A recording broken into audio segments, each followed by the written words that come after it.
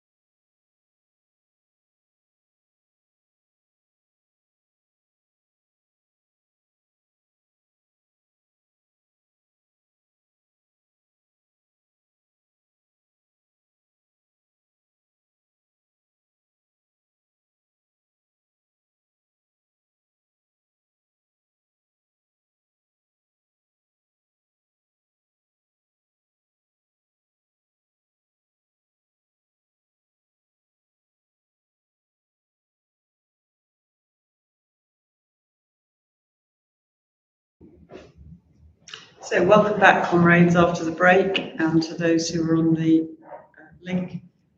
We're going to continue with the discussion. Does anybody want to say anything to add to the discussion? Who hasn't? Well, sorry, either who has already to add something else, or who hasn't and would like to say something now.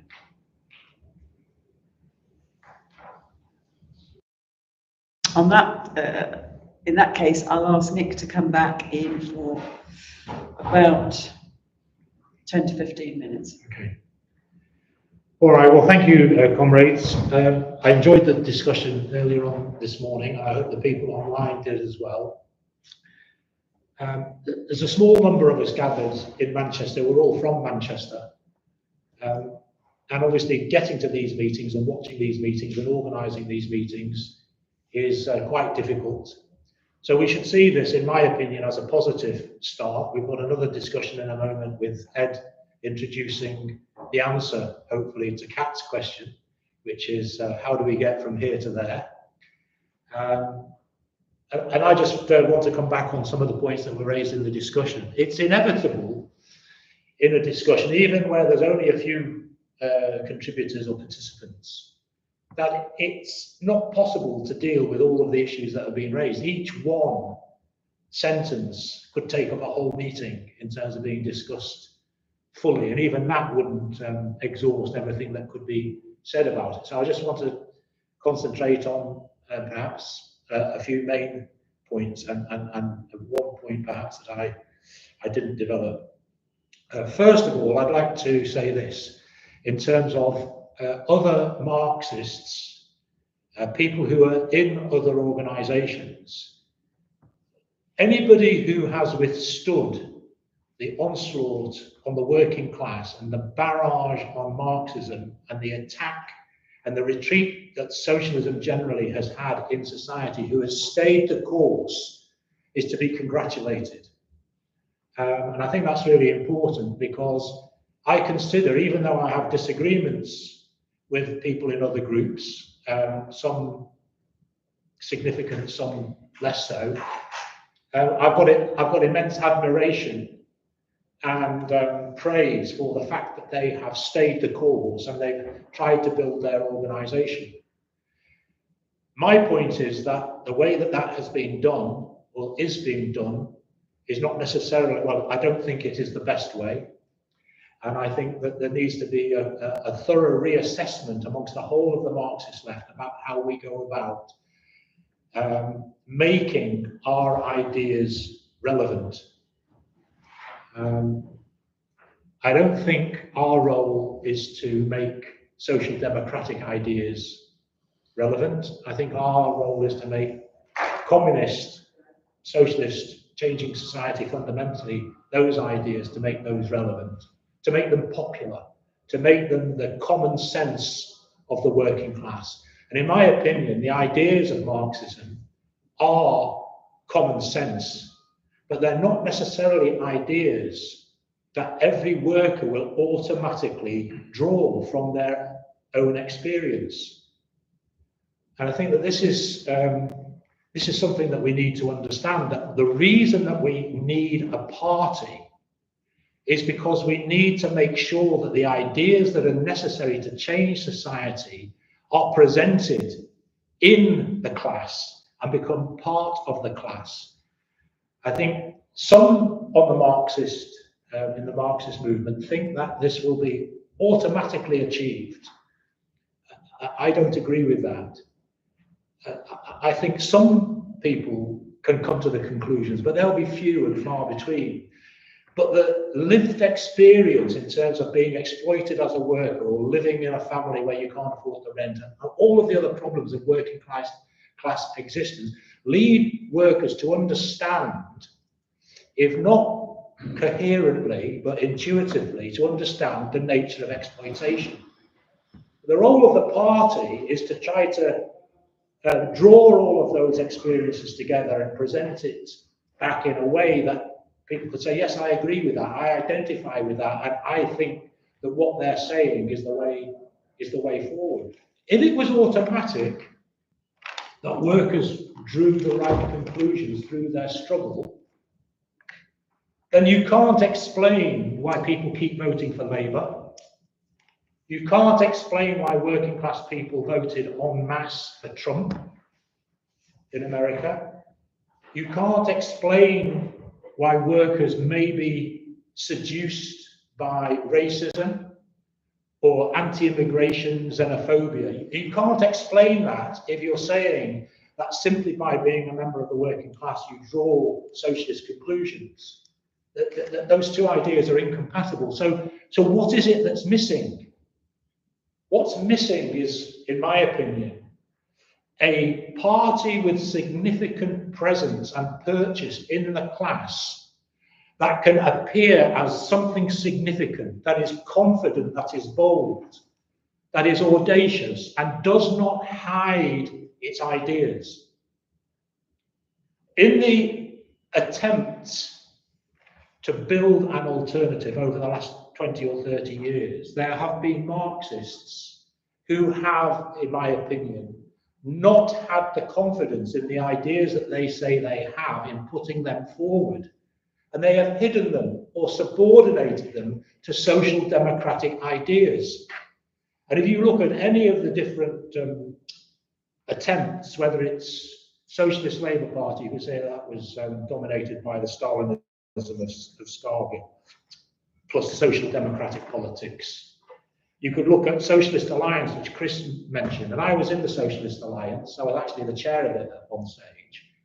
But there was a fundamental problem, that the parties who were revolutionary, like the SP, Socialist Party, or the SWP, did not want to turn the Socialist Alliance into a party.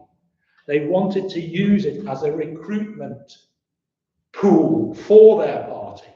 And in fact, when the Socialist Alliance Conference voted for one person, one vote membership, the Socialist Party walked out because they knew that they were going to be outvoted by the SWP.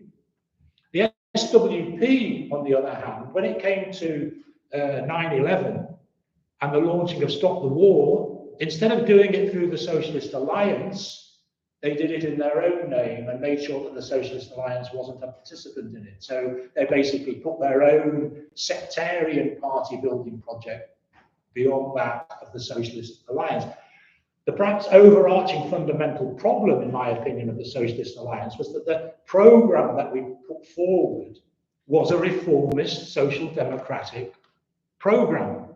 If you look at People Before Profit, it was a sort of Benite type program. That was the big problem. Now, it did get some significant votes. For example, I think in St. Helens, we got a very, very good vote where, was it Woodward, was so wealthy his butler had a butler, I think was the phrase. But what it did, it showed the potential. But in my opinion, a much more serious, significant approach would be for those revolutionary organisations who managed to collaborate or cohabit in the Socialist Alliance, do so on a revolutionary fundamental change programme, and not subordinate their programme to a social democratic one. It does not mean turning our backs on the social democratic thinkers in the labour movement. It means we say, look, this is what we agree. At the moment, you don't agree with us. Let's carry on talking, but we're going to build our party. You build that. In struggle, we'll be side by side, but we'll be making the point that this struggle needs to be linked to the overarching objective of changing society so that we don't have to keep coming on marches like this. Now, that's a discussion, and sometimes you persuade people through discussion. More often than not, it depends upon experience. You draw conclusions from experience, but as I said a few moments ago, you don't automatically. So it's the experience and the explanation, the coming together, participating in the struggle together, and having somebody say something to you that everything falls into place. It's not enough to fight for reforms. Reforms are immensely important. And we should fight for every reform, and we should organise against every attempt to take reforms away. And Ed and others raised issues about legislation that has been won that the capitalists at the time make concessions, and that we do need to go into those sorts of arguments in a lot more detail and look at the nuance. And in a half-hour introduction, I wasn't able to go into that sort of nuance, but I agree that we do, and we need to be careful how we pose things. And maybe I was a bit too broad brushed. That's something you can come back to. But the struggle, in discussions on the climate change, is it possible for capitalism to regulate and limit carbon emissions? Which capitalists are going to do that against their own interests? Now, some might go into renewables and they'll say, oh yeah, we're all in favour of it. The rest won't. Look at what Trump's going to be doing on fossil fuel. It's going to be let rip. Profit dominates. The profit system dominates. The profit motive dominates. Now, of course, there will be differences within the capitalist class about how they pursue the best way to get the profit, and sometimes they'll have to make concessions, and there'll be splits in the ruling class, which is why you get in America two main parties that both represent the class of the billionaire oligarch owners of capital. In some other countries, there's more than two parties of capitalism.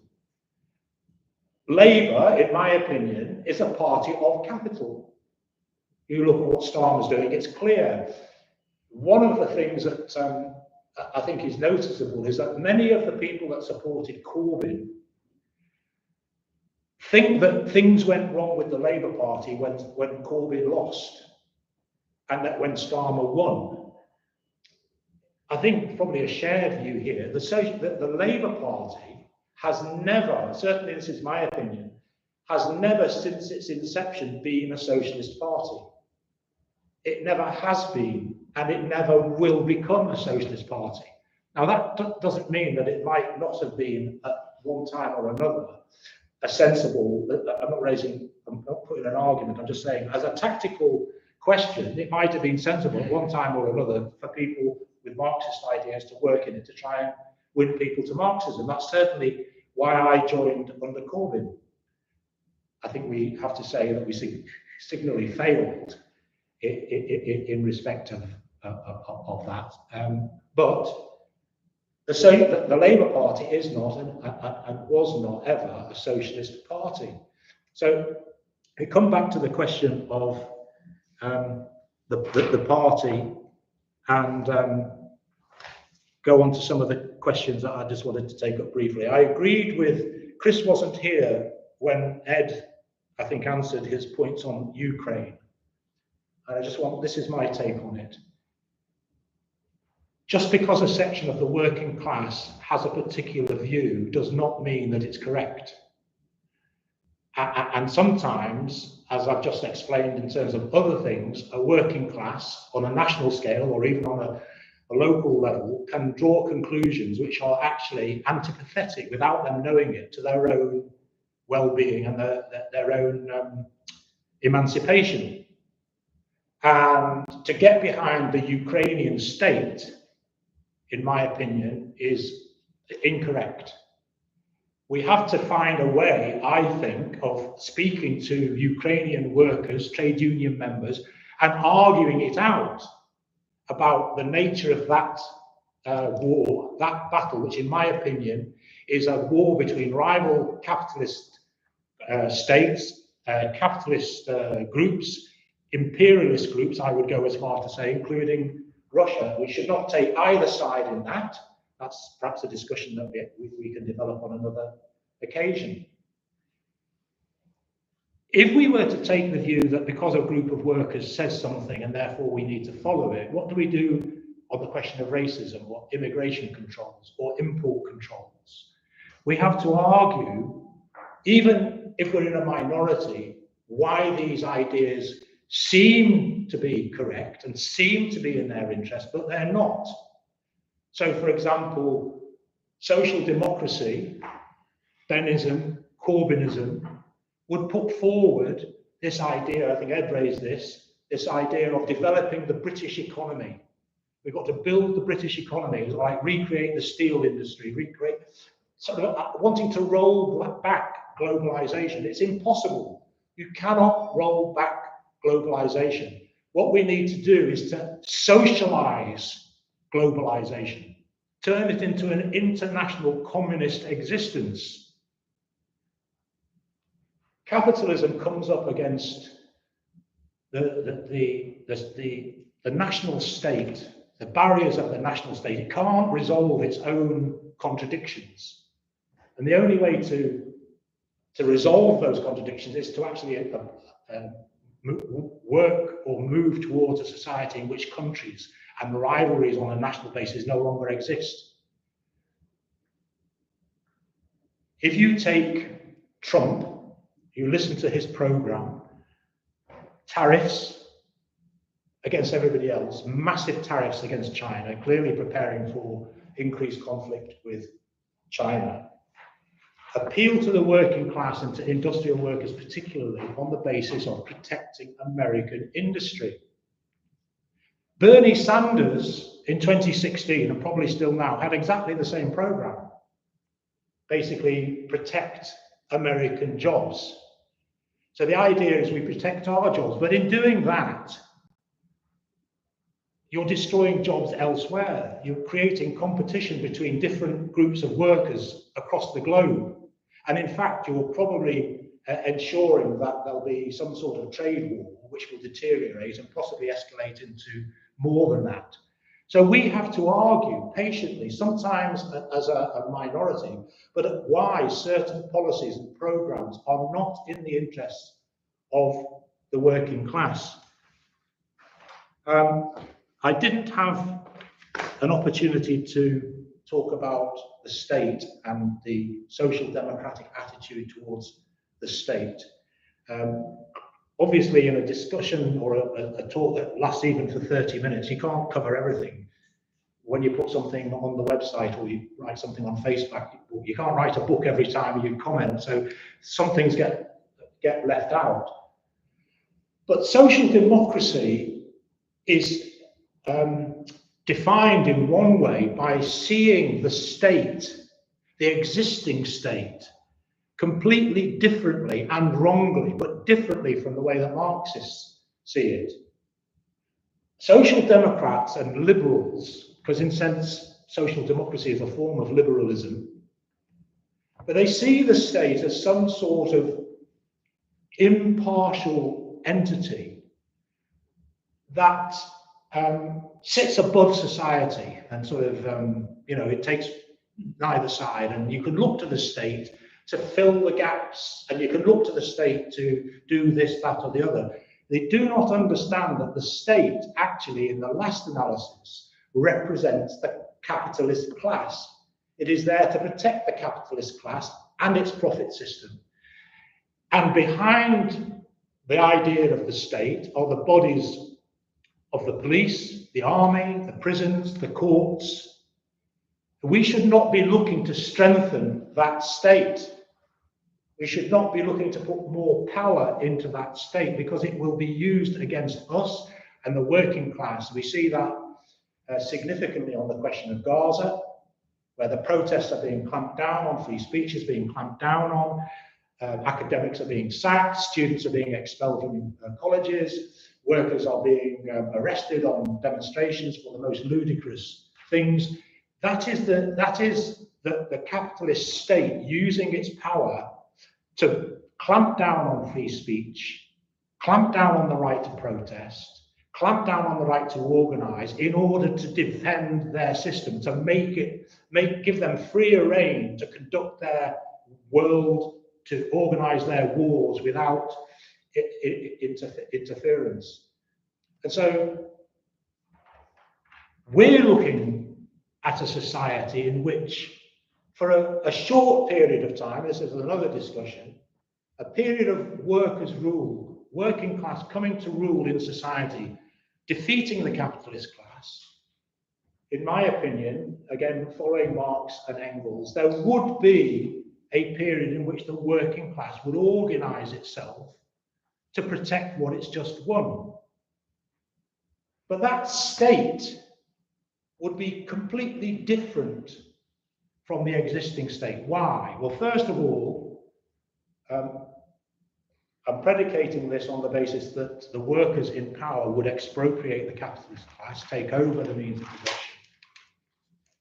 But the state of the working class in power would be, for the first ever time, the majority of humanity in charge of a state. The minority would be the ex-owners of capital who no longer are in power. And the need to repress them would be very quickly, in my opinion, insignificant. I don't want to be quoted or I think we can debate that.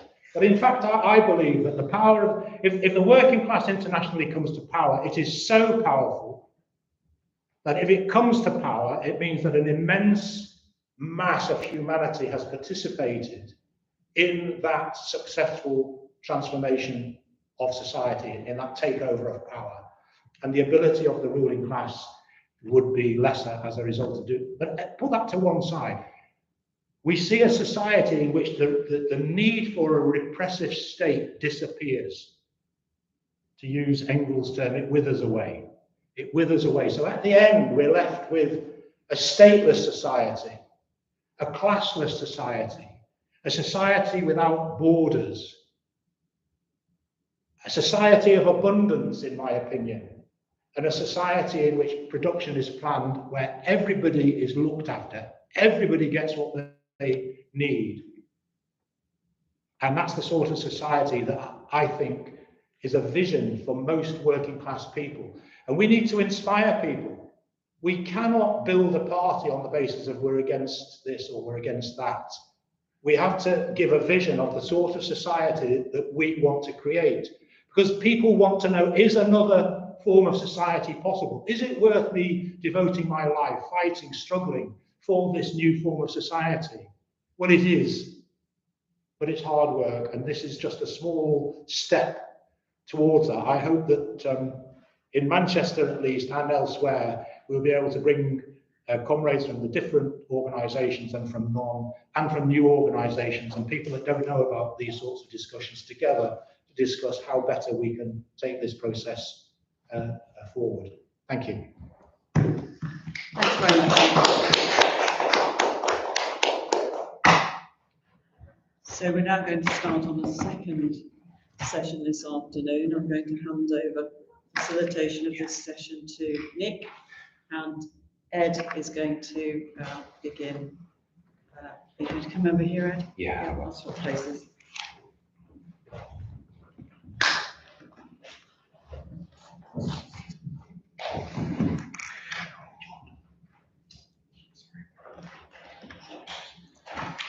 Comrades, you're going to have to excuse me if this is a bit rough and disjointed. It was written on trains and buses and planes, but hopefully we can get some discussion going. Of course, the second session, which I wanted to introduce, is how we get from where we are right now to where we want to be, which is a position where we have a mass communist party, democratically organised and capable of challenging the ruling class for power on that basis. That is, of course, going to be a very long journey with multiple developments and twists and turns along the way, and I won't even begin to cover all of it. I'll probably focus on what we might do in the immediate future and some of the intermediate stages. But if we just begin with thinking for a moment about the forces that we have right now who are beginning to cohere around this shared priority, this understanding that forming that kind of party is what we need. And it's been said that that's a minority within a minority, and that's right, because of course there are lots of Marxists within society, even very committed Marxists who don't yet see that formation of that new mass democratic communist party as a priority. So we have to understand that in terms of that shared understanding and the beginnings of that approach, we are still a minority, even among Marxists, a minority certainly within the left, and an even smaller minority proportionally within the working class and its movement. In terms of talking about socialism and the group that have been organising, talking about socialism, our activity thus far has been really organising fortnightly discussions, which thus far have taken place online on Zoom, and have made a modest step forward to engendering a culture of serious but open and friendly and comradely debate. But it's a very limited and modest step forward. This is the first in-person meeting that we've organised as TAS, as talking about socialism, and we have to recognise that as a small group, there is inherently a limit to what we can do, and it raises the question of who else there might be who agrees with us on fundamentals of ideas and a fundamental shared approach that we can work with. And of course, we are in touch with various people who I'll come on to in a moment. It's clearly not the case that those of us who've been all involved in organising the discussion meetings as talking about socialism are the only people who have the ideas which are set out in our statement of principles. Clearly, there are people in this room, I would hope, who would agree broadly with that statement, even if they may take issue with this or that point in it. And there are also people who are watching online today and people who couldn't make it to this meeting. So there are people there. But if we think, the category that I'd like to focus on really is comrades who are on record as advocating, as a minimum, that new democratic mass communist party, something which is different from all the other existing organisations on the Marxist left. So clearly the group that have been involved in organising TAS. There's also the editorial board of a magazine called Prometheus, which I've been involved in, which a few other people present are involved in as well. Communist Future, which is an organisation in Manchester, which was set up in order to present a public face and intervene in the general election of earlier this year. And of course, the weekly work world CPGB group, who've advocated that kind of idea for a long time.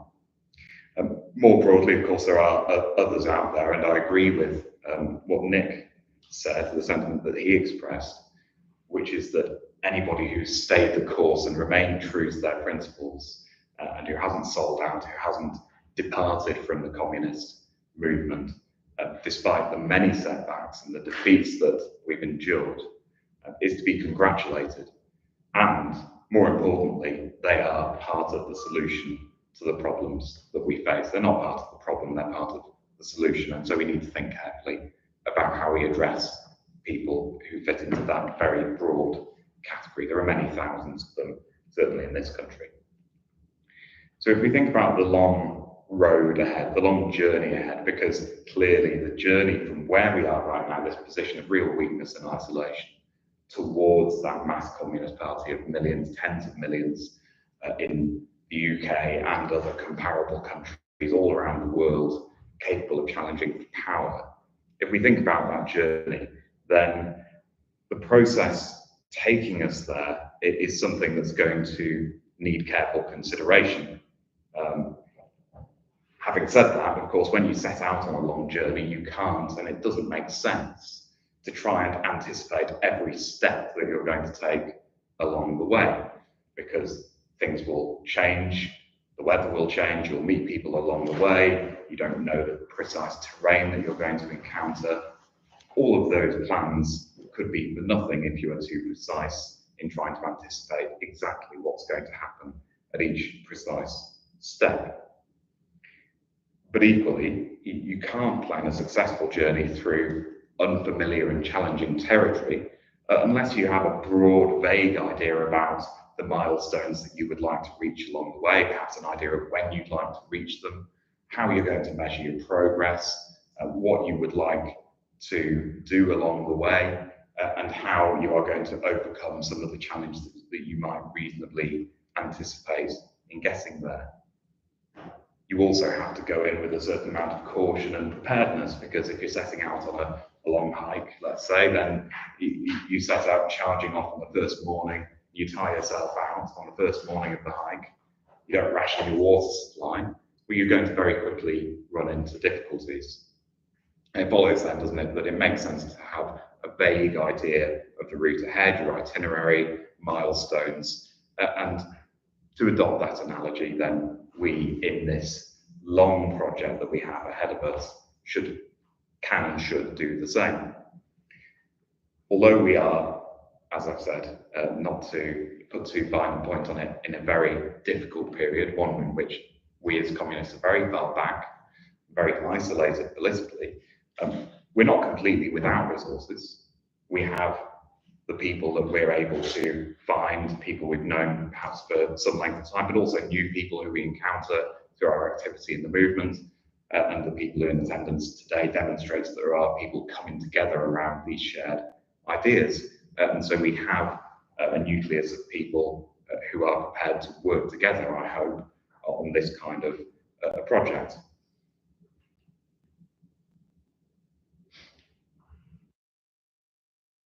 So where are we? We're at a point where we have a very few comrades in the grand scheme of things, a very modest number, but an encouraging number, who, despite coming at this idea from different backgrounds, with different experiences, different types of political training, have all come towards the idea of a new mass communist party and reached some very clear and important conclusions about what is required, what our most urgent tasks are for the next period.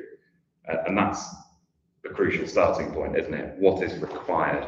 Because we always base ourselves on what is required, not simply what can we do, how do we keep busy, but what objectively is required to arm our class for a strategic objective, which is to take power. What objectively is needed for that? Well, again, we arrive at the idea of a mass communist party, not simply whatever stopgap measure or whatever formation that we think might keep us busy for a few years.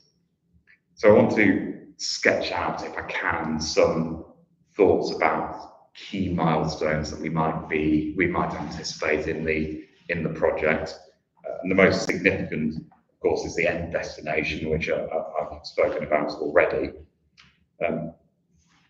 What other milestones do we think we might encounter and anticipate along the way? Given the modest but present and active forces which I've mentioned earlier, of various organisations and trends and pockets of individuals who are advocating broadly similar ideas about the problems facing our movement and the solution to them, then we can, I think, reasonably expect that with a serious approach to regroupment of communists who are committed to the idea of a new mass communist party, that in the not too distant future, we could achieve an organisation perhaps of a few dozen or several dozen. There is the basis for that in the UK. Now, clearly that's, in terms of what's required, in terms of the tens of millions aspiration, it's incredibly modest, but it is quite clearly one of the very first steps that we will have to take. What would an organisation of that kind do? What tasks would it set itself? What could it realistically expect to do? I think it would probably operate mostly on the terrain of ideas and propaganda, because an organisation of a few dozen isn't, for instance, going to be able to mount serious nationwide interventions into the working class movement as a whole, trade unions of 1 million+ members. It would be over-egging the pudding, to say the least. So it would operate mostly on the ideas and the propaganda, reaching out to other isolated pockets, individuals, small groups who are either there and have reached the ideas already, the same ideas, or are very close and can be won over without too much effort. I think with some serious effort and commitment, that organisation, that stage, if you like, that staging post along the route to a mass communist party of, let's say, a few dozen members, that could exist next year. I don't see any reason why that couldn't exist next year. Ideally, it would have some benefits for us. which principally address the fact that we are isolated and it's very, very difficult to operate in circumstances like this. It would ideally involve some rationalization of our efforts, some avoidance of duplication. If you consider that there are perhaps 3 publications all advocating broadly similar ideas, although we shouldn't necessarily overestimate or assume too much about the level of political agreement before discussions, but let's say the ideas are broadly similar and compatible with each other, and those comrades all belong in the same organisation ultimately. And clearly, one publication has the potential to be significantly more effective than 3 publications doing the same thing. But if that isn't possible for whatever reason, it's difficult to anticipate, then 3 publications who are in active communication and collaboration with each other and at least working towards a shared set of priorities is better than no collaboration at all. And so there is, in other words, a lot that can be achieved via communication between individuals and groups who are ultimately advocating very similar ideas. How can that next step, that very, very interim step, be achieved? Well, I think I'm not giving much away to the people present in this room and hopefully those watching online as well, where when I say that comrades in various organisations that I've mentioned have been having very early stage bilateral talks between each other. So representatives of Talking About Socialism have met with a representative of the Prometheus editorial board. The same thing is happening with contact between Prometheus and comrades who are involved in the weekly work group through the guise of the Y Marx project. And that, in my view, is entirely positive. You can't presume to know the outcome or exactly how long things will take, but it's positive. I think, being realistic, if we want talks like that to bear fruit, then a series of bilateral talks, all involving various permutations of the same groups, inevitably raises the question of when everybody is going to get in the same room. And there are going to be multilateral talks about how we can progress the fight for a new mass communist party in which we all belong to a common organisation.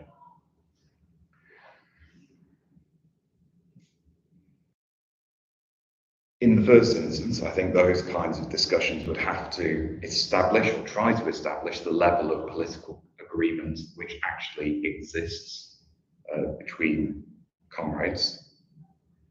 And it might be a reasonable supposition that the level of agreement which does exist is quite high, because of course, being a minority within a minority, you might expect that we agree on a lot and have arrived at these conclusions through a negative assessment in broad terms of the alternative out there. There is a reason that we are, for instance, present in this room and not at our branch meeting of the RCP or any other organisation. There's a reason that we're here talking to each other, trying to establish what we agree on, rather than there in one of the existing groups, which we've ventilated some of the problems with those already.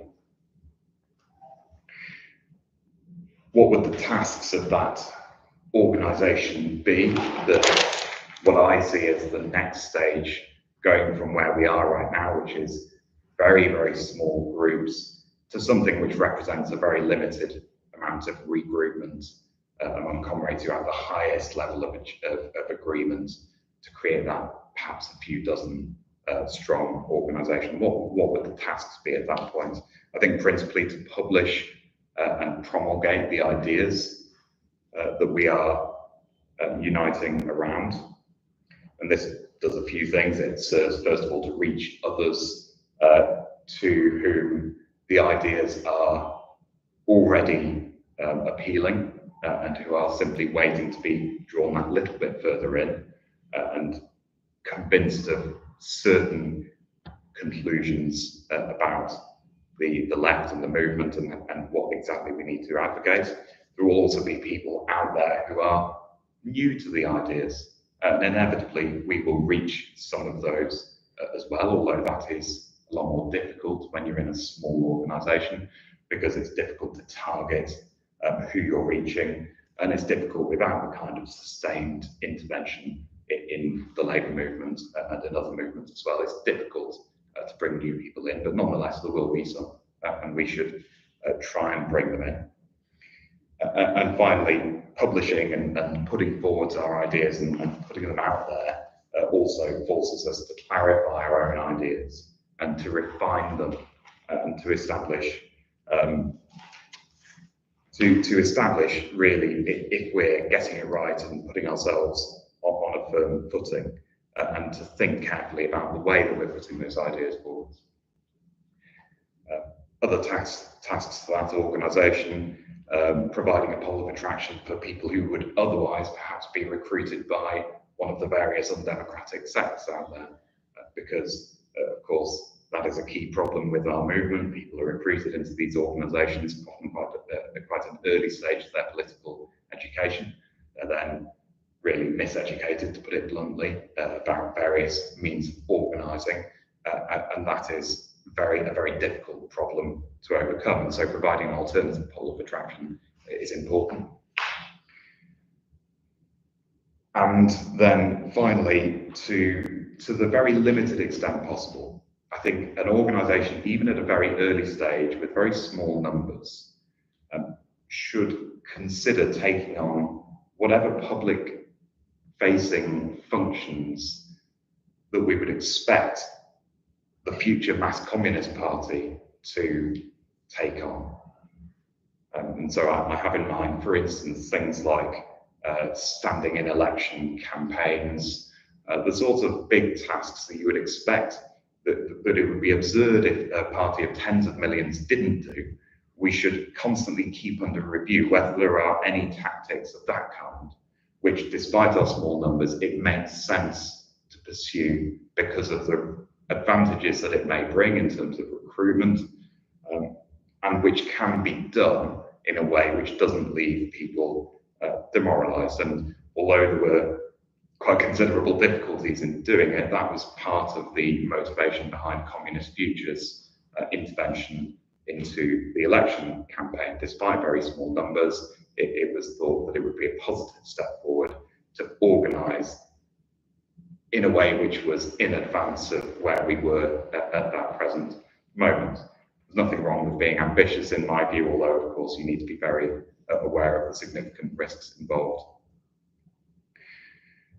Thinking ahead a bit beyond that milestone that I've identified, perhaps the next milestone that's worth thinking about after that, although we are clearly some way off from this, it is an organisation of, let's say, a few hundred members. And it's worth thinking about that, even though we are clearly far from it in this room today. It's worth thinking about it because the step after the next step informs what you do in the here and now, because you don't want to do things that are going to sidetrack you from that goal. You don't want to get stuck on a particular step, and so you have to think 2 steps ahead to the extent that it's possible. That kind of organisation, I think, would be capable of recruiting in its own right, rather than simply regrouping existing comrades who already have a high level of understanding and a high level of agreement. It would have a sustainable and durable democratic organisation. It would be capable of accommodating a variety of perspectives and positions on various issues, and it would do that via open debate and accommodation of different trends. And it would also perhaps be at the point of acquiring sufficient weight to intervene in a serious and substantial way in the movement and in the rest of the left. So those are what I see as really the next 2 significant milestones. What do we need to take with us in order to prepare for that journey? Well, I think the first is correct politics. And it might be very difficult to define. Obviously, everybody thinks that they have the correct politics. But really what it means is underlying that a serious approach to debate and a serious approach to working out your ideas, because that's how you arrive at a good fundamental politics. It doesn't mean fetishization of this or that particular narrow principle on this or that issue, but it means firmness when it comes to the fundamentals, we are setting out to build a communist party. We're not setting out to build something other than that or less than that. That's what we are setting out to build, and that's what all our efforts have to be directed towards.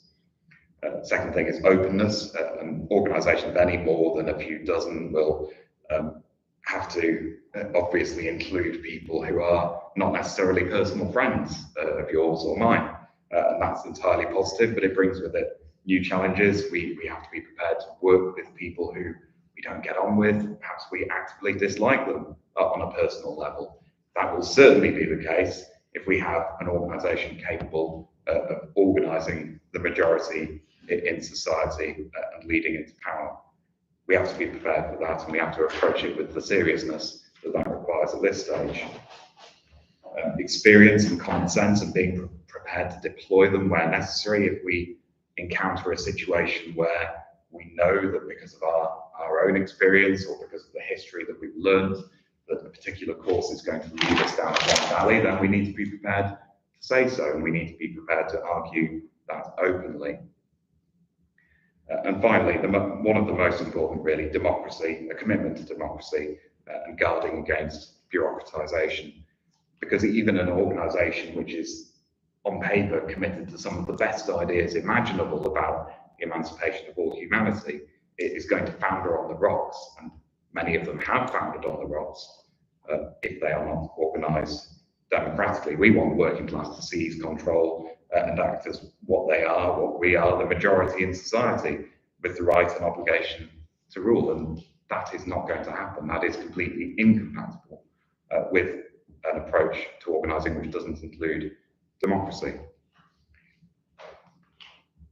I'm going to talk briefly about some obstacles that we might encounter along the way from here to there. First and most obvious, when you're dealing with small numbers and trying to build something out of it, thank you, will be 5 minutes time. When you're trying to build something out of very small numbers, it's hard work. It is grinding, it can be demoralising, and that is the experience of everybody, no matter how good their organisation or how good the particular comrade concerned. And of course, not only at that early stage of small numbers, it's reasonable to assume that the revolution is going to be hard work from start to conclusion, but particularly at this early stage. So how do we mitigate against that? Well, there are various practical things we can do. We insist on the sharing of responsibilities. We avoid too much falling on certain shoulders and burning people out. We have to ruthlessly prioritise as well, in my view. We have to be very ruthless in saying that there are certain things that a small organisation can achieve and certain things that it can't. And those that it can't will have to be put to one side for the moment. And there's nothing wrong at all, in my view, with saying that. And we have to make it an urgent priority to bring in and recruit new members who can help build the organisation up to a point of greater sustainability and viability. And that's something that's very difficult to do.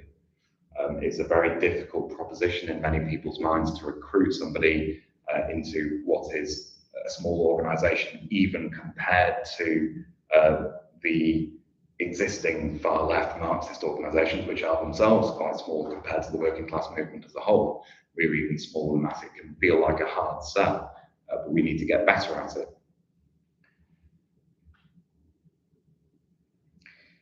Other obstacles we might encounter a mistrust or a misunderstanding of what it is that we're trying to achieve. I think the most obvious of these is that people will think we are trying to build a new sect.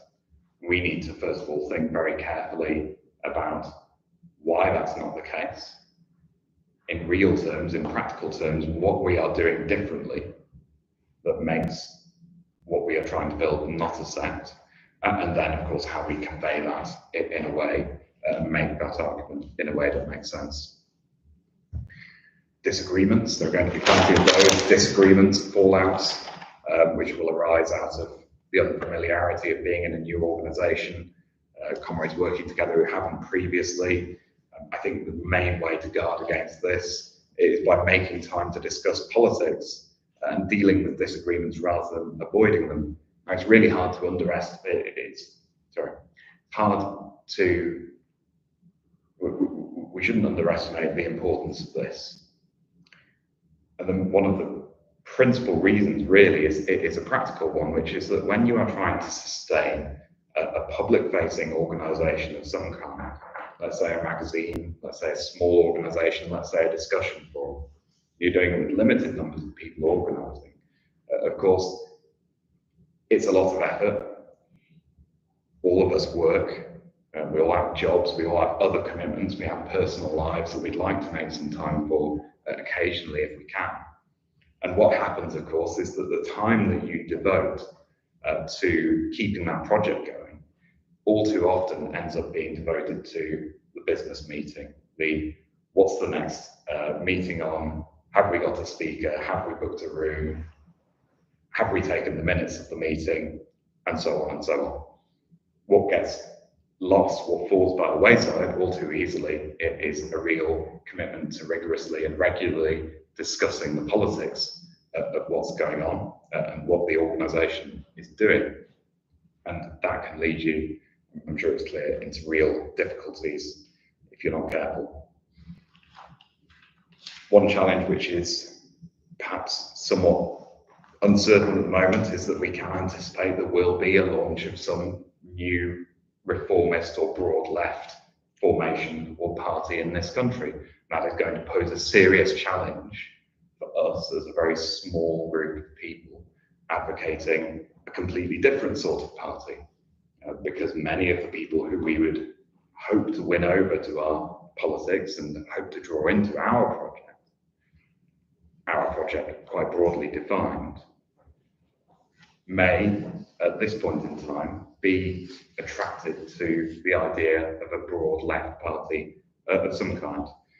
And so we need to clearly understand and conceptualize not only why it is that we are not arguing for some other kind of party, be it broad left, be it reformist, or whatever, but also what our attitude to it will be if and when it does emerge, because of course we have no control over it. It may emerge despite what we would want to see. It may happen anyway.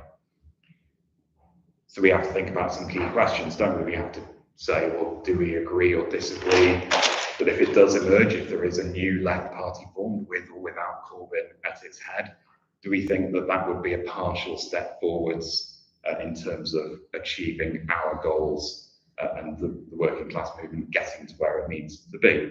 Would it be a partial step forwards or not? Might be a question for the discussion. Or would it be perhaps a diversion, a detour, or could it even be a step backwards in certain senses? And then, perhaps regardless of your answers to those questions, what's your orientation towards a formation like that if it does come into existence? And of course, the same question applies to the Labour Party, which isn't going anywhere at the moment either.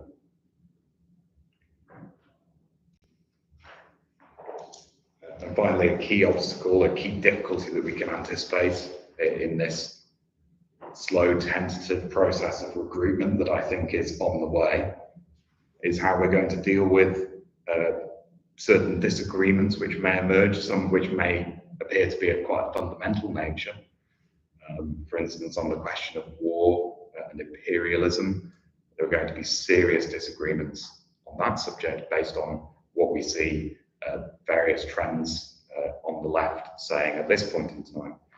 And so we need to be precise in our arguments. We need to address what people are actually saying rather than what we presume that they mean. And we need to really think about where our red lines are and why are they red lines, rather than taking things for granted. So I'm going to just wrap up with some very, very vague ideas about taking some first steps along the route that I've sketched out. I think that all of the communists in the various organisations that I've identified, need to make sure and put real effort into whatever form our activity takes in the next period and however closely we work together. We need to focus on making sure that our arguments and our proselytizing of communist ideas are up to date, are relevant, are attractively presented, and are confidently presented. I think we need that in order to give those ideas the best chance of success in what is going to be quite a difficult environment and a difficult situation.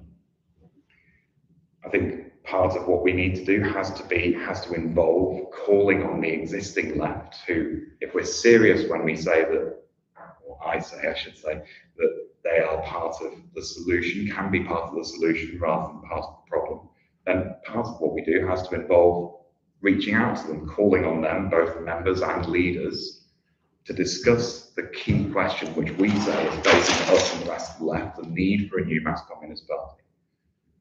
And calling on them to discuss it with us. And if they are willing to discuss with us, then so much the better. And if they won't discuss or they disagree with us, then let them do so as part of an open and productive discussion.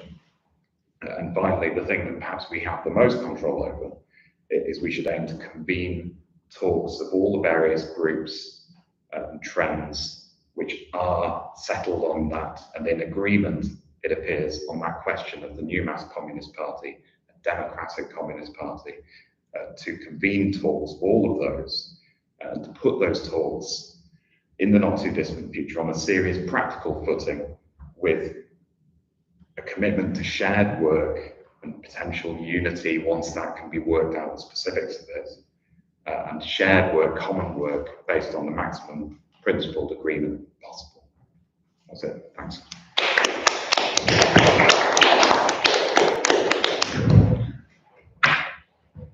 Okay, thank you very much, Ed. That was an excellent setting out of ideas, steps, what we can do, how to present it. I'm going to open it up now for comrades to respond, add, disagree. Don't hold back.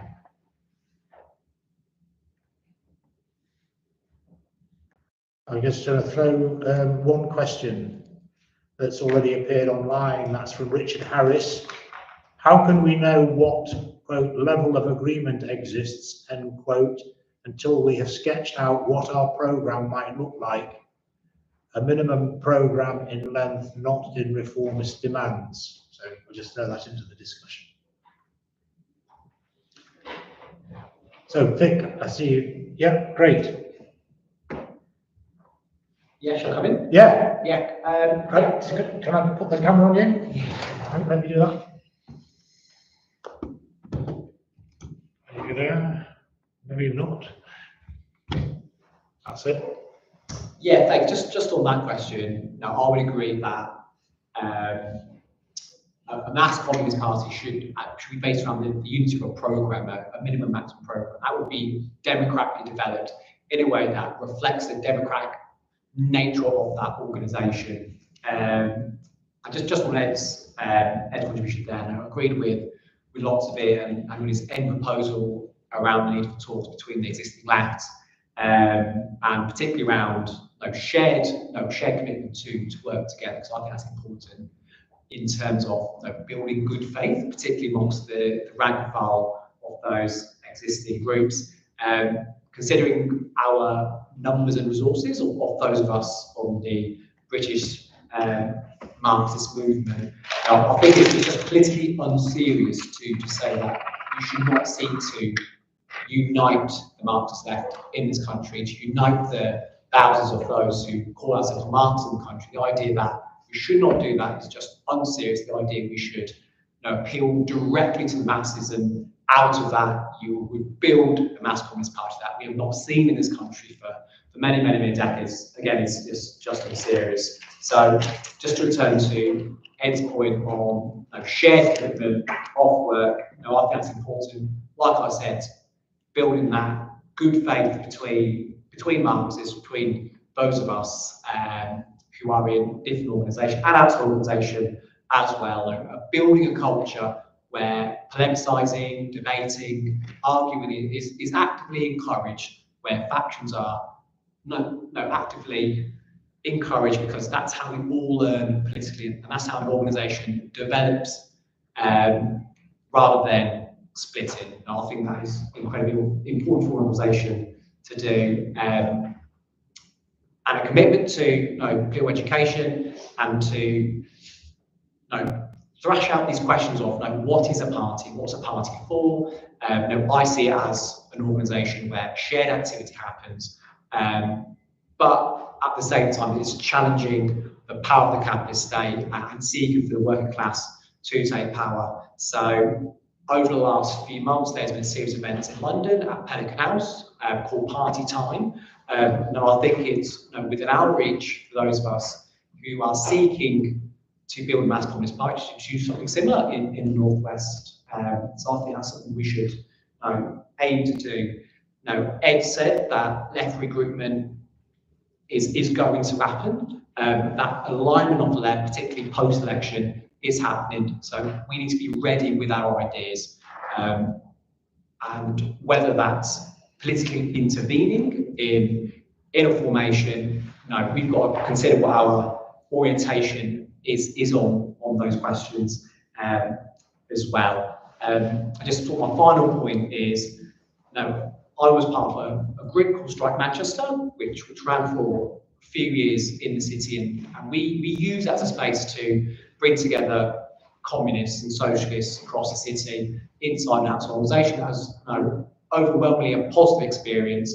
It was good to sort of meet people from different groups and start discussing those base ideas around Marxism.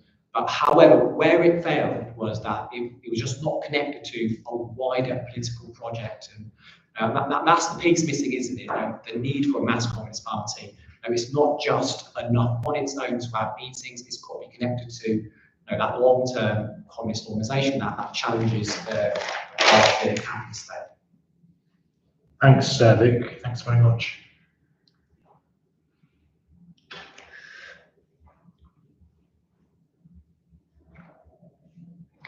Even small questions are important. They can spark debate.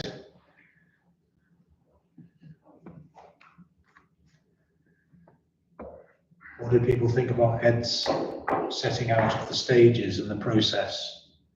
Too ambitious, not ambitious enough, impossible, you'll never get Marxists to work together in the same organisation.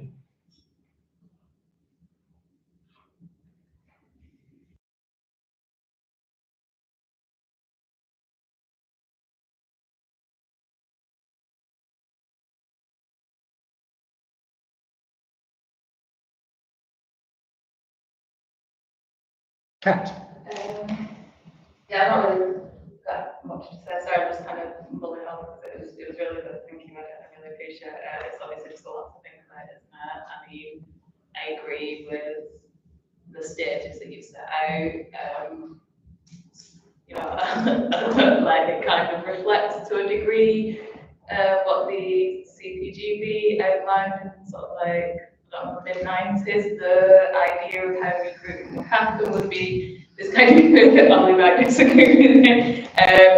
The sort of a process of initial regroupment amongst those we have very close agreement of the tasks in front of us. Obviously, I think maybe through more recent discussions I've had with the CPGB, I don't know if that's still how they conceive of it happening, or whether for them maybe it's dependent on some larger formation emerging that you then make an intervention into. But I think that's certainly in the 90s, from at least how it appeared to me, was that regroupment would be something that you take like an active orientation towards regrouping those who have a high level of agreement, particularly around the organisational tasks in front of us, which I certainly in this period agree that this is, or at least it looks like there is potential in front of us with respect to that. I don't think it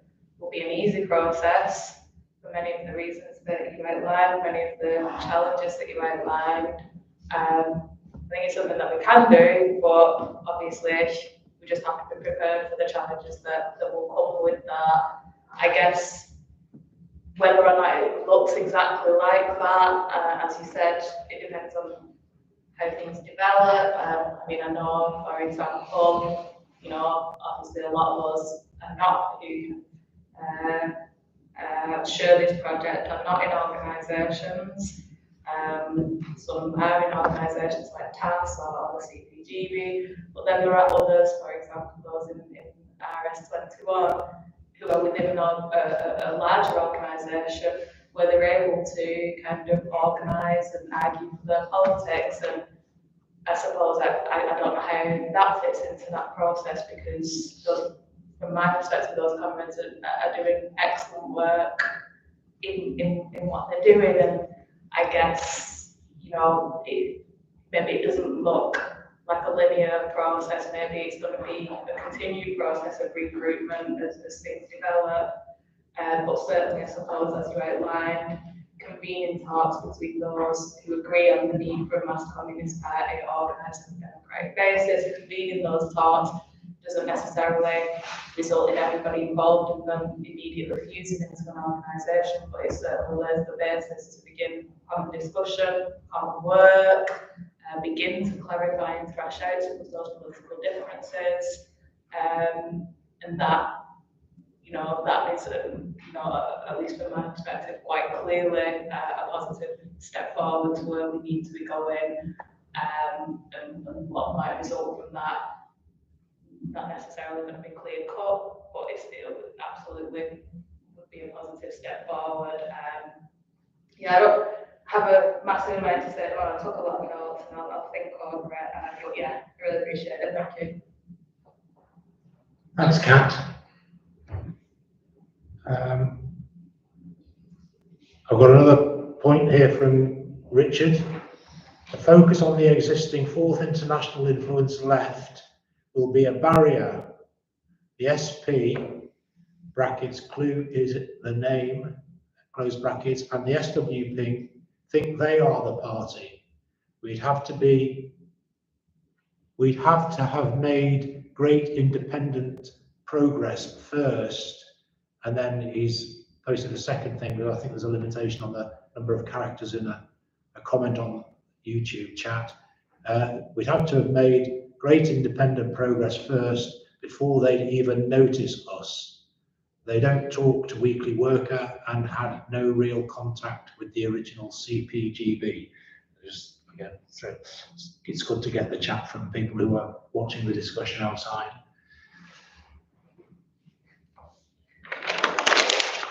Ollie. Well, you wouldn't want the leaderships of those organisations.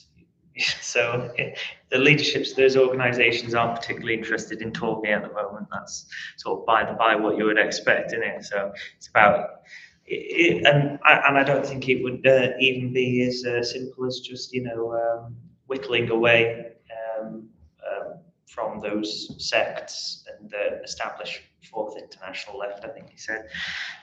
You know, it's a messy process. It's splits and mergers. CPGB is an example. The original one in 1920 was used as an example in the first session. That was bloody messy. You know, and working on a book project on that, and it's you know, sort of a flow chart of all the different groups and splits and mergers that are involved. And it, you know, like I said, it looks like someone squished a spider. It's just everywhere. You know, bits and bobs. So, you know, it'd be complicated, and so I agree in that sense with what Kat was saying about, you know, maybe it's linear like that, maybe it's not, but as, you know, for the, you know, established left groups and sector at the moment, you know, you wouldn't, maybe some of the leaderships will see the light, but I think, you know, a lot of it's about, like I say, splits and mergers, and we're seeing quite a lot of, in some organisations, some healthy moves within some of those organisations. I mean, RS21 has been mentioned, so, you know, there's some healthy stuff there, but also just generally there's the importance of not just sort of, and this again, I think it's where I agree with something Kat was saying, maybe about the Weekly Worker CPGB sort of approach at the moment of sort of propaganda, waiting for the next big thing, but in the meantime, it's propaganda and slightly, you know, thing about sort of letting people go through the sects first and then sort of, trying to pick up the pieces afterwards. Yeah, but also no. At the same time, when there's new shoots in the movement, you don't just want to, ignore that. Just focus on the established left. But I think it's a bit of both is important in that regard. So a very active strategy, I think, is the best one. I think so you use Nick, urgent patient. I'm not sure about that. It's a bit too close to patient urgency. Mike McNair's revolutionary patience. I'm not quite keen on that. So yeah, maybe a disagreement there. I'm not sure. Okay, thanks, Ollie. Well, you've got a fan. Richard Harris says, "Right on, Ollie." There you go. Wow, it's good. Action underway already. Soraya. Flowing on from what Ollie said, I think that it's certainly in my experience of trying to unite with as many people as possible, Marxist socialists over the decades. Socialist Alliance, forgive me if I haven't got this in the right order, even though I participated in them, I can't remember them. Socialist Alliance, Respect, Left Unity. I remember whichever was the first, and I think it was Socialist Alliance. So, yeah, being really pleased that I was working with comrades. So on the ground, local comrades from Socialist Workers' Party, who for years, my leaders, my experience, the party I was in, so I'd been in the militant, well, I think, can't remember if that stage I still was. Anyway, and so they were the enemy, and we were right, and everybody else was wrong, and so they were the enemy. And then you discuss with people, and there wasn't a lot dividing you at all. If anything, I'm talking about local, talking to people on the ground. So for me, everybody is an ordinary member, but you've got leaders, haven't you, who raise themselves above, often in an undemocratic way. And it was the leaders who didn't really want that sort of unity. And so then it didn't continue for various reasons. I'm really not going into the details of this, and I don't want to be unfair to anybody, but my experience was that. And so I personally want to work with as many people as possible, because of course we are so few, and how do we become the many? But the problem is that you've got in various, I'm going to call them grouplets, because sadly not been able to build much. That's not me denigrating, because I've been a part of groups. But the way to build unity is not by denigrating others and saying, we know, we've got the answer, you come to us. I'm not suggesting anybody here is saying that, I'm just commenting on my own experience. And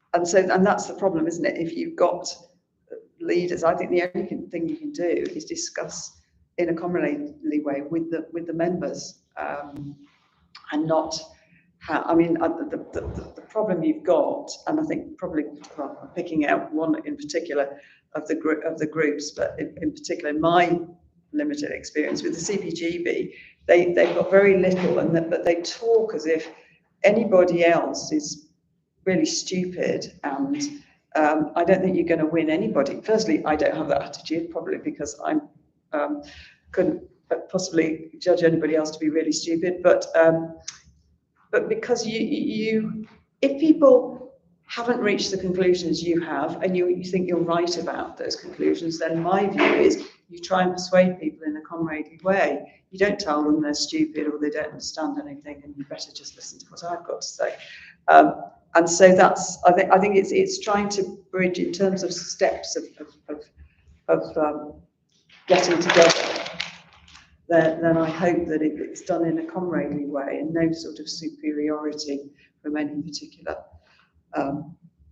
people, that's the way to build and get to a later stage. Because I don't think it's a question of for me, it's not advocating that we need a new, I think as Nick said, sorry, as Ed said, a new broad left party. We need a mass party of the working class, but it doesn't mean that it's going to be incrementally that we will become the party. It's just building a nucleus to be able to participate in the events that the working class will, I hope, come, and be a part of a building that mass party, which we desperately need.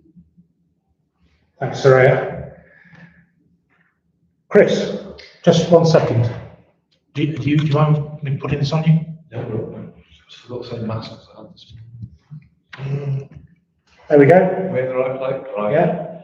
Yeah. First of all, I'll say that I'm in anti-capitalist resistance, which some describe as one of the 4 international sects.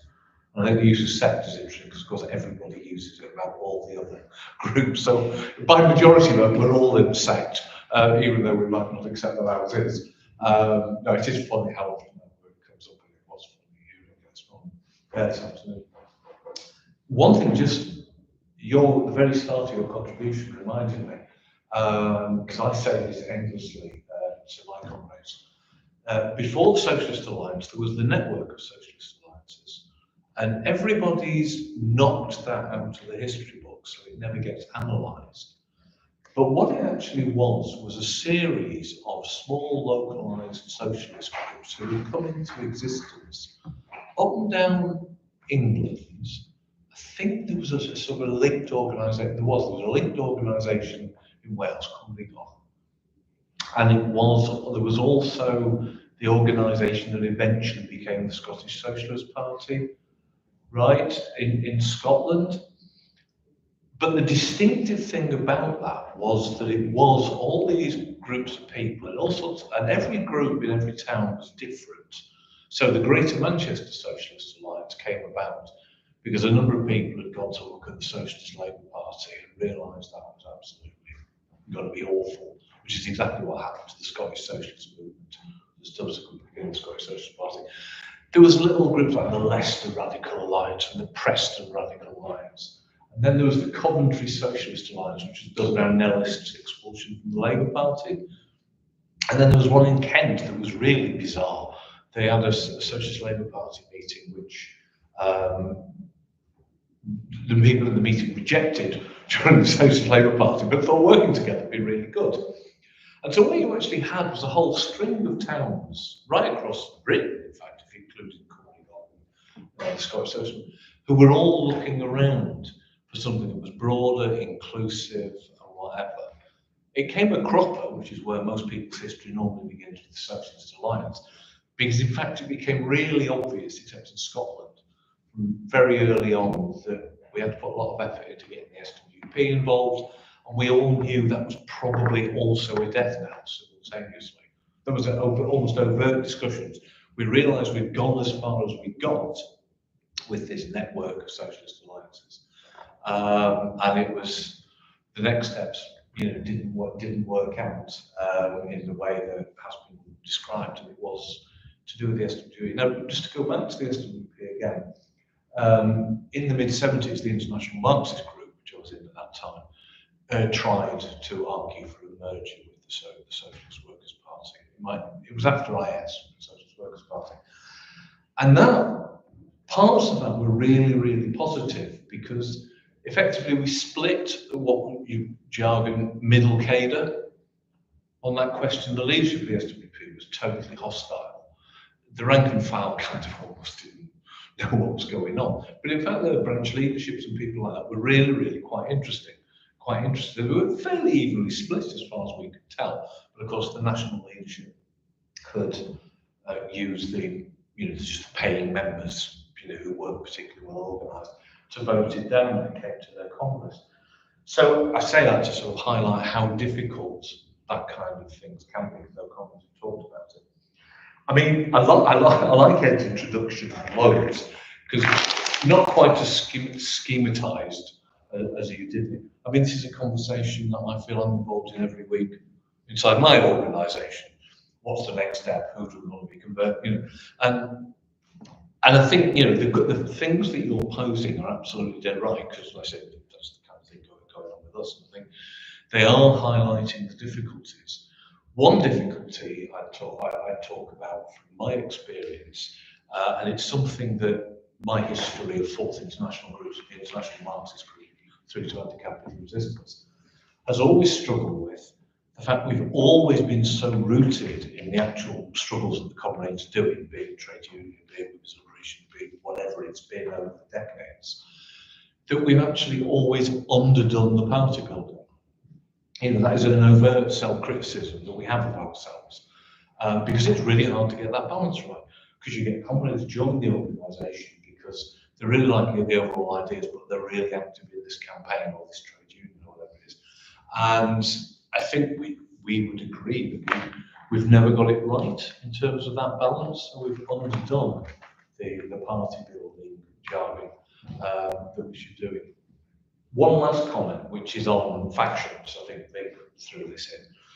We were always really, in the international Marxist groups back in the 70s, back in the 80s, there was a very clear structure of tendencies and factions. You were almost expected to be in one at the time of conference, right? Because it organised and structured the debate in a very useful way. And I remain a fan of that way of doing things. But it can end in disaster, and for us it did in the 80s, as first one and then another tendency became a faction and then went off. So it isn't a straightforward, easy thing. I think it's an absolute positive tool for internal debate, absolutely. But it doesn't mean you're going to get to that end that you want to be at. And I would say partially there was personality stuff in it, but at the bottom it was political perceptions that were shifted. That made it impossible to hold, very difficult and then impossible to hold things together. Thanks, Chris. Anybody want to come in? Anybody that's not spoken yet? Anybody that wants to come in for a second go?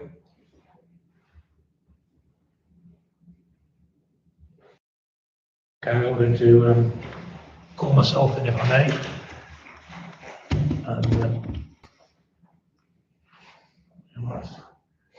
So,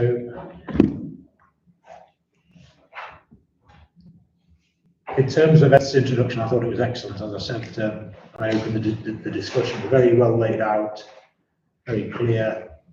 I pretty much agree with it. Obviously, like any war plan, it's got to be flexible, and you change it as it develops, and things get put back, things get speeded up, new things happen, so you discuss and you change your orientation or whatever. I don't know enough about the CPGB's present attitude towards recruitment or the things that Kat and Ollie were saying, so I can't really comment on that, although it sounds a bit passive if it's waiting for a new organisation on the broad left to be set up and then intervene in that. That sounds a bit passive to me. But clearly, as both I and Ed said, we both expect something new to be set up, whether it does come into existence or not. If it does, we need to relate to it. My approach is that we need to relate to it as clearly as possible, as a coherent organisation, as much as possible, with political argument. And that would also now be my attitude to the points that Chris is raising about what happened in the 1980s with the various local socialist alliances, because they would have been basically collectives of the left outside of the SWP and the Socialist Party. And it would have been very much a mishmash, a mix of different types of ideologies, similar to what I described this morning, probably mostly social democratic, leftish ideas, some ex-members of far left groups and so on. I'm not in favour of organisationally getting involved in that stuff. I'm involved in presenting material to that audience, which takes up the arguments and discusses with them in a comradely way. Marx's approach in the First International, I can't remember the Latin phrase, but it was soft in tone, firm in principle. So basically, these are allies in the labour movement. We want to persuade them of our ideas, so we engage in comradely debate and discussion. And some will persuade and others we won't. But the more coherent we are around the objective of a new mass communist party, the more we'll be effective in engaging in that. If you think about it, we've got 3 different websites, or possibly 4, who knows. One, with everybody writing for the one, is a far more effective way of presenting your communist ideas than having it spread across 4. If we can't do that, we can't do that. But if you look in terms of the existing left, you could pick up the RCP paper, The Communist, and read it, and you think, I really like that article. There's probably nothing in that article I disagree with. You read another one, you think, okay, I disagree with quite a bit of that. But the point is that they've got skillful writers, they've got experienced cadre, they've got people that can write. The same goes for the SP, the same goes for the SWP, all coming at things maybe in a slightly different way. But you could read an article on the state, and it would be very similar. You can read an article on the Russian Revolution, it will be very similar. It's an unnecessary duplication of writing, of resources, and to an extent, it's not difficult to imagine that actually the bureaucracy of the party almost have an inbuilt reason not to merge into a united communist party, because perhaps their position as a bureaucrat in the existing party that they're in becomes threatened. I don't know. That's not the way that it should be looked at. It's what's the most effective way of prosecuting socialist or communist ideas. So we need more discussion between those of us around Taz and Prometheus and the partyists and, if possible, the CPGB and others. I think that it's extremely important to put out the demand or the call for the existing Marxist lefts to seriously consider and take steps to form some sort of stages towards forming a united communist party. I think that's a really important programmatic or organizational demand, because it shows to the working class that the Marxists, us, are serious, and we want that to happen. The onus then is on those organizations to decide how to respond to that. They can do what Alan Woods did at the RCP founding conference and poo-poo the weekly work or the CPGB, and people can make up their own mind about that. But if that's what we think objectively is needed, then we certainly should call for it. And if it doesn't happen, we then just have to keep. And I know from my own individual experience that there are people, for example, in the SP, who are watching what we're doing. I've got no doubt that the more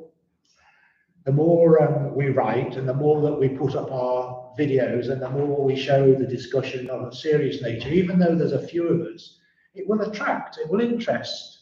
And people will, okay, well, there's not very many of them, but maybe they've got something interesting to say.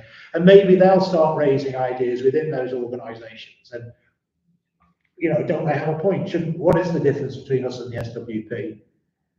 Does it really matter that they say state capitalist and we say workers state? I mean, what's the relevance of that to a program now, in the here and now? Or the point that I mentioned, and I know of people, I think Ed might have said this, people who were basically driven out of the socialist appeal because they were tendency of rate of profit people and it didn't fit in with what they wanted to emphasize. A communist party should have space, should it not, for workers and, I don't like, workers who are interested in ideas to go away and research those ideas and come up with, I've researched Marx on the state. This is my take on what Miliband said. This is my take on what Marxist says. I don't agree with this, or I don't agree with that. Instead of saying, no, you're wasting your time, don't read that, read our stuff, encourage it, because it will only, out of that debate and that discussion will come progress. So my experience is the same as Soraya in terms of the Socialist Alliance at one stage. And it was horrifying to see the Socialist Party walk out when they realised they were no longer going to just have their party. But the SWP did exactly the same for their own. They've all got this idea that we are the party, and the rest of you, if you're not in our party, you're irrelevant. I had a conversation, I think I've told some of the comrades here this, I had a conversation during the Corbyn years with a member of Socialist Appeal on Facebook, and it was about Marxism, and it came down to me saying, so are you saying that because I'm not in the Socialist Appeal, I'm not a Marxist? And the answer was yes. So it's that sort of level of stupidity. We've got to be beyond and above that. And I think trying to set out some staging posts. So I'm hoping that out of the discussion between Taz and Prometheus, we can organise maybe another meeting like this with more people, organise it well in advance so that people who attend the Taz video Zoom meetings can prepare and come along to it. That would be good. Obviously, they found it difficult. But yeah, there's no reason why we couldn't meet the targets that Ed has not tentatively but quite seriously put forward. So I'm in favour of that, and putting some concrete steps together. So hopefully Prometheus and TAS can have a discussion. We can discuss, what the attitude of the CPGB is to this sort of thing. We sort of need, I don't want to coin a name for it, but we sort of need a campaign for a mass democratic communist party. That's not a particularly good title for a campaign, but there we go. That's what we're trying to do. We're trying to propagandize for that. If we're serious, we want unity. I don't underestimate the difficulties in it, precisely because each of us that's come with experience and background have learned to do things in a particular way, become habituated in it.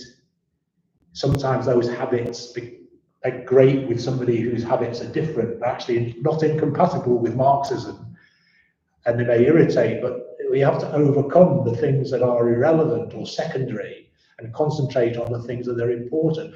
And the thing that is important is the program. And if we can agree on a program which has got the maximum program, I personally don't talk necessarily in these terms, maximum, minimum. I don't advocate the transitional program. I think that what we need is a party program for government, which you would not take government unless you were able to implement it. Maybe that's what other people mean by the minimum maximum. But if you share the idea of the need to abolish capitalism and presenting a program for what you would do if the working class took power, then and you agree with that, you may not even call yourself a Marxist, but why not be in that party? And we can educate people, and we can discuss, and we're open. And historical, which side would you have taken on a particular debate in a trade union in 1905? I mean, it's of interest. I'm very interested in history and theory and so on. But if you agree on the program, or you can accept the program, then why not be in the party? And if you then disagree on other things, okay, let's have a debate about it. it will only raise the level. Proceed. Does anybody else want to come back in or come in?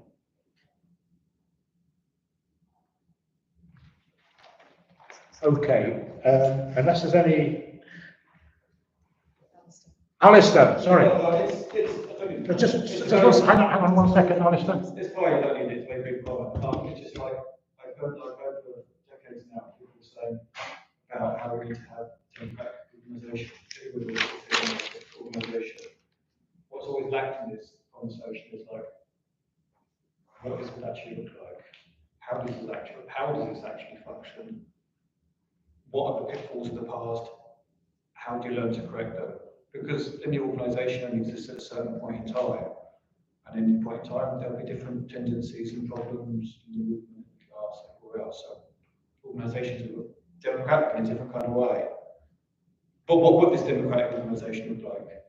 How does it do? And I've always had lots of people saying democratic, but I've always had very little detail on what this actually, the practicalities of this. Or what lessons in the past have told us what we should do. Okay, great. It's always very vague. This is trying to be democratic because we say we're democratic, but that's it. Okay, very, very good, sharp report point. Does anybody want to take that up? Steve, just 1 second. Oh yes. So I think there's a couple of things that were kind of mentioned in relation to that. I think, or one of which is of course like the presence of open factions, so that people can organize around positions, and it be in a sense like the strongest version of that position within an organization, rather than it just be one person in a conference every year, getting a point for 2 minutes before whoever the big head honcho of a group is can shout at them for 10. It's having an actual a very clear, open organisation around certain political positions that can come and go as and whenever. I'm not sure whether everyone will agree on this, but one thing that kind of, in my opinion, is something is rotation of roles and responsibilities kind of regularly, including ideally, what I suppose you'd call like full-timers within most organisations. Having that not be something which is kind of like personally, my relationship with full-timers was very sort of incredibly sort of, these people are basically paid to tell you what to do, essentially, about in any sort of situation, or to, when people have got a bit off track, they can tell you to sort of shut up and take the right position. And having something that's not like that, which isn't kind of where people are rotated in and rotated out, where it's practical, of course. To me, seems like the best way of reducing people becoming kind of a bureaucratization, but also having people actually develop the skill sets to lead in organizations. Ultimately, we're developing a society where essentially, it should be that anyone can theoretically organize and plan and take up different roles in that society. It feels like, to me, like something that you kind of have to prefigure to some extent into the existing organisation. That's my thoughts. Thanks, Steve. Soraya? Yes, but it's an excellent question, Alistair, because the issue is getting down to the nitty-gritty of how you have that democratic organisation.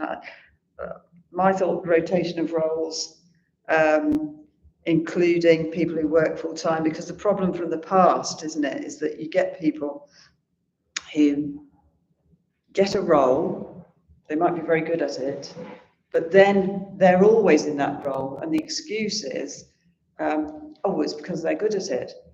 And at the same time, I was taught when I was in various organisations, you should be trying to develop yourself, understanding history, etc., and working to, the expression that was used was to sort of substitute yourself, so replace yourself, so that you would be discussing with somebody and then they'd take on a role.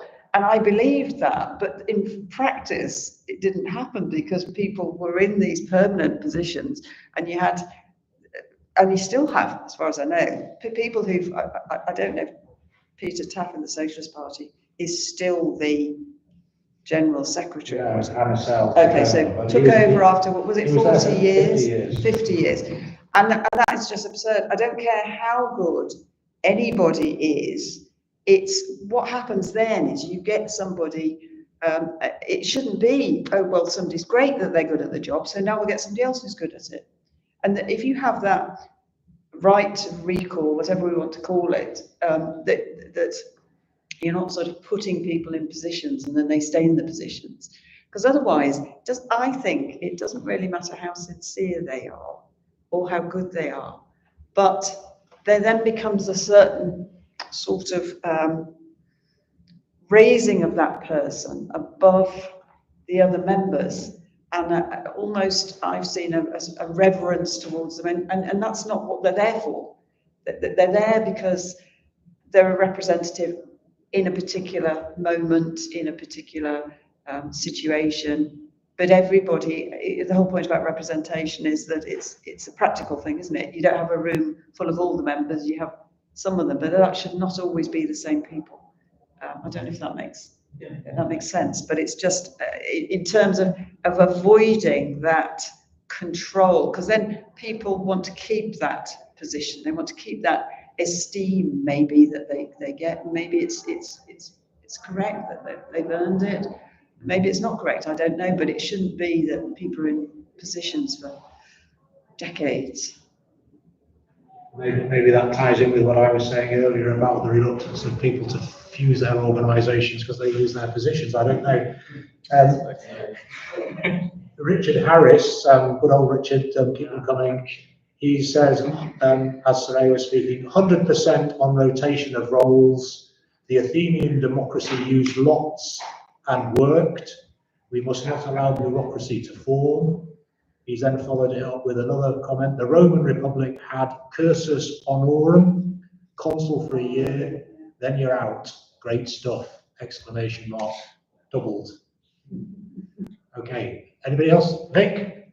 Yeah, I think, part of this work of coming together and talking to each other about what we require, which is a mass communist party, should also involve work and discussion and education around organisational forms, thinking about what we have discussed at length about the various sects, think about organisationally, why have they failed, why have they reproduced these unaccountable bureaucracies. So in terms of organisation that we want to build, because all organisations need a bureaucracy, there has to be admin done, particularly when it grows to the size that we would hope to one day. But how do you subordinate that bureaucracy to the rank and file of that group? How do you control the bureaucrats? And I think that's understand that is important to any new organisation to develop at a very early stage, because ultimately, communism is the fulfillment of extreme democracy, and a party that seeks to build that society should also seek to replicate that itself. When it's talking to the class, it should be practicing what it preaches in its own group. And that's also important in terms of avoiding splits, in terms of avoiding the abuse scandals that's been mentioned earlier, in order to develop on the wealth of talent from the class as it grows and it develops as well. As well as the lot we spoke about before, the challenges and the barriers that Ed spoke around, growing and self-reproducing itself, that all comes through democracy and building and retaining members in the organisation. That's great. A very good question, Alistair, and something we need to keep coming back to. Any other points? I just throw in, I'm not going to turn the camera just for one point. I think it is important to have the propaganda out there, as well as approaching the Marxist left, the propaganda out there for new people, if possible. Actually 12 people on a demonstration, giving out one card, I think would make an impact. Something to think about. but it's got to be carefully done. We don't want to overreach, but we don't want to underachieve either. Okay, anybody else want to come in?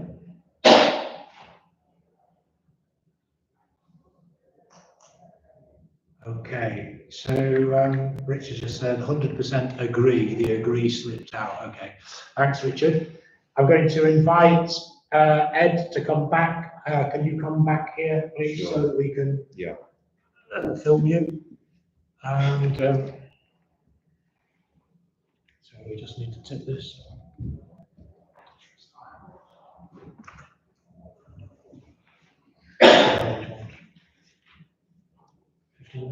Yeah, well, Okay, but it's now 15, it's 15:32. Well, thanks very much, comrades, for all of those points. And inevitably, there were things identified that, as soon as comrades raised them, I thought, yeah, that was a real omission. I should have addressed that. I think I'll pick up on this when Nick asked, what is the most effective way of prosecuting our struggle? And that is, of course, with reference to pooling of resources, a shared commitment to common work, and doing things in greater numbers rather than isolated and split, if that is possible. Because it brings us back really to the question, doesn't it? The question that I posed as the starting point we always have to come back to, which is what is required of us, what is required.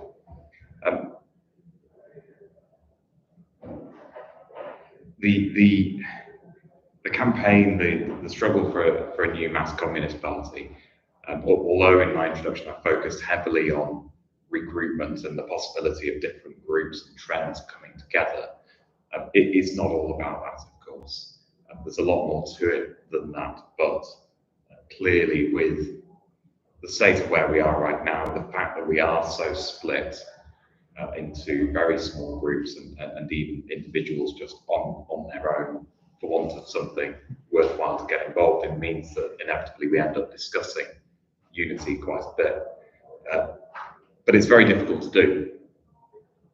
It's very difficult to do, and it means that we can't put all our eggs in that basket, because it's going to be difficult.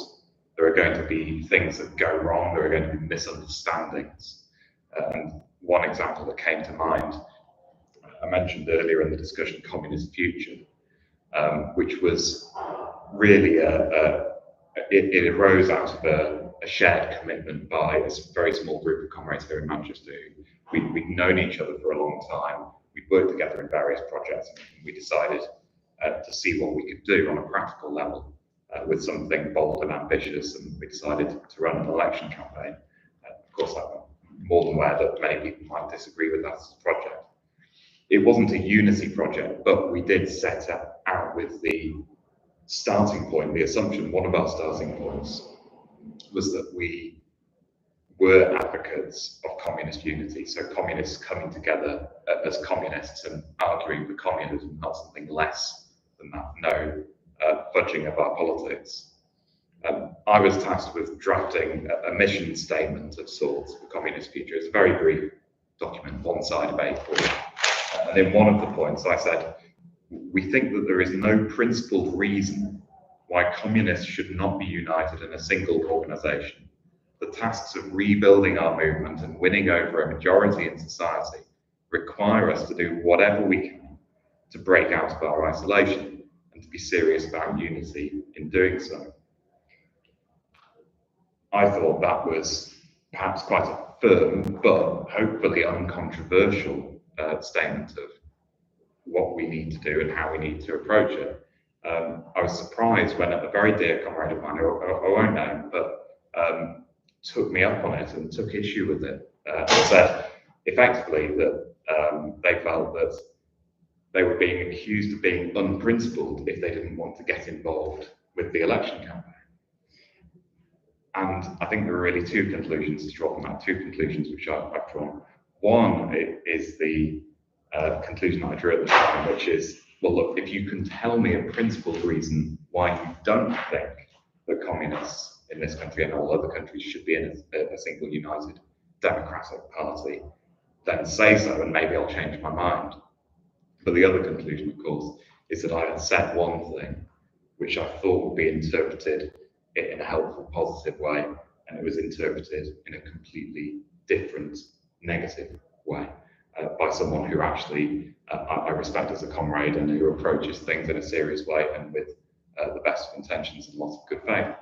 And so that is as clear an example as you could possibly wish to find, that we need to have a lot more practice and a lot more experience talking to each other, bridging the divides between us, if we are ever to get closer to the destination which we all want to reach, of having serious links with millions of people that we don't even know, let alone close friends and comrades, but people who we don't know, we've never met, who live in towns and cities we've never been to, and who we may never meet in the whole of our lives, and who nonetheless will be members of the same party as us.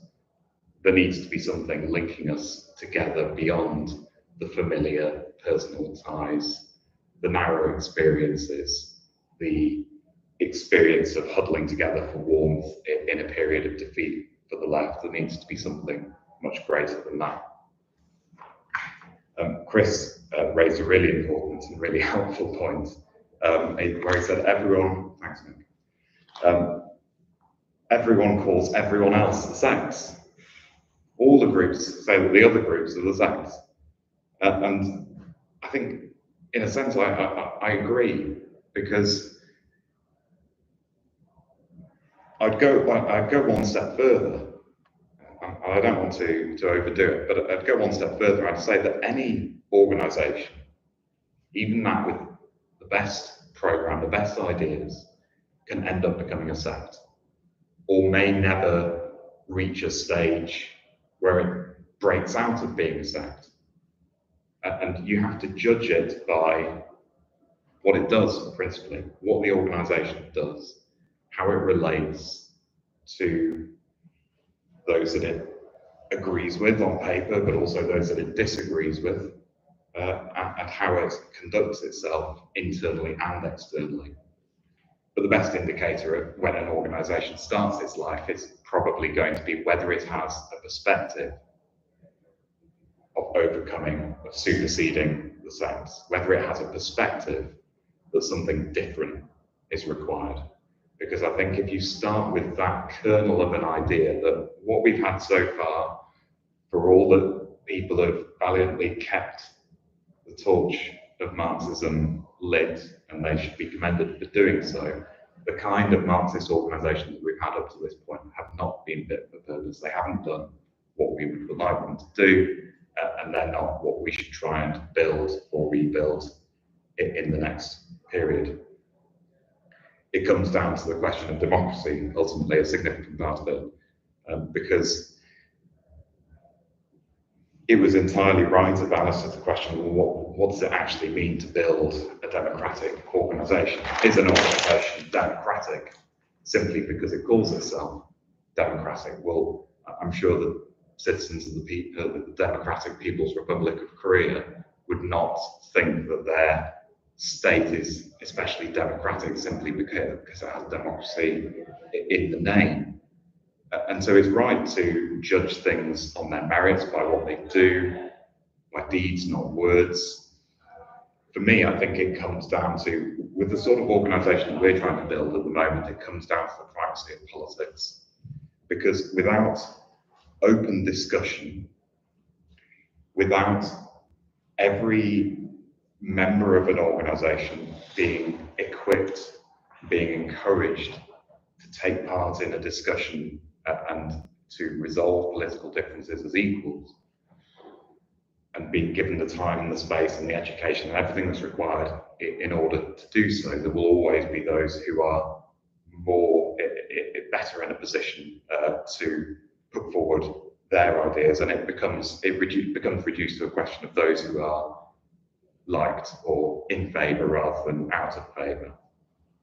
Richard said we must not allow bureaucracy to form, and I agree with the sentiment of that to some extent, but I think in practical terms that's wrong and impossible, because to have any kind of organisation, you must have some degree of centralisation.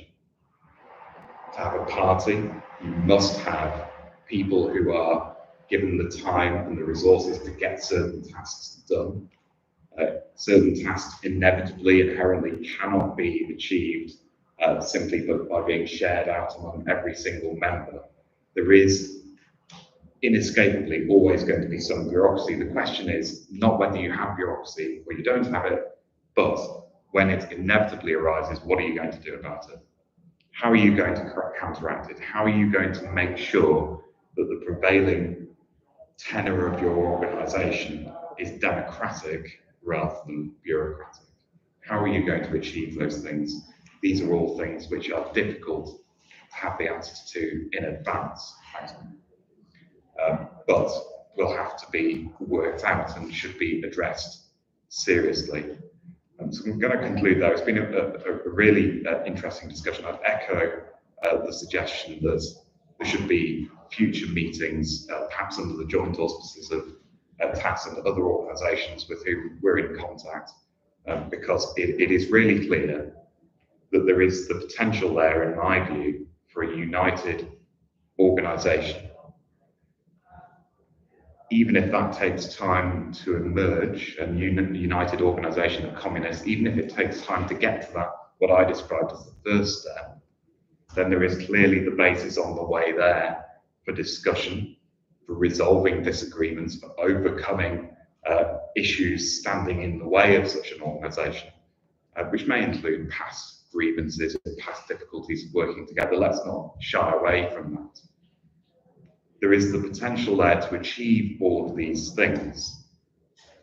And it may well be that convening meetings of this type in places around the country where there are sufficient numbers of comrades who are able to come together in sufficient numbers to build that kind of unity will then lay the basis for that to happen on a more systematic level across the country.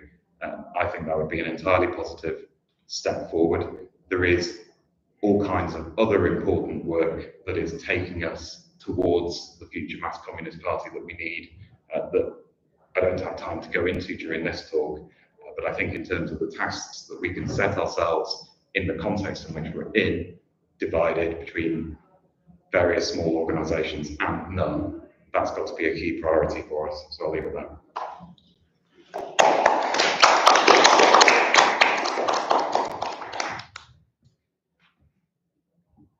Well, thanks very much, Ed, for that introduction and reply. Really excellent stuff, and I thought that was a really good discussion.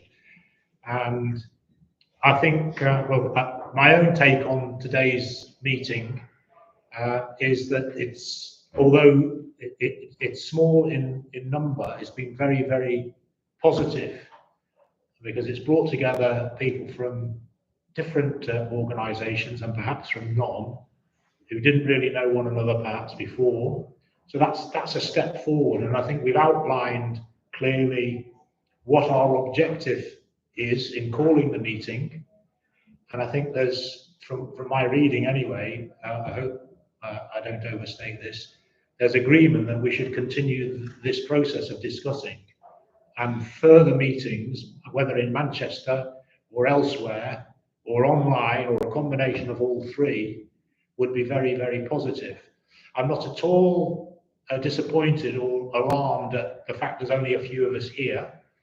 This has gone out to the whole world on YouTube, and if people have looked at it, if you've listened to what we've said and you find the ideas interesting or attractive, then do get involved, get in touch. You can contact us via the Talking About Socialism from a Marxist point of view website. That's talkingabout.socialism.org. You can find us on Facebook under the same name.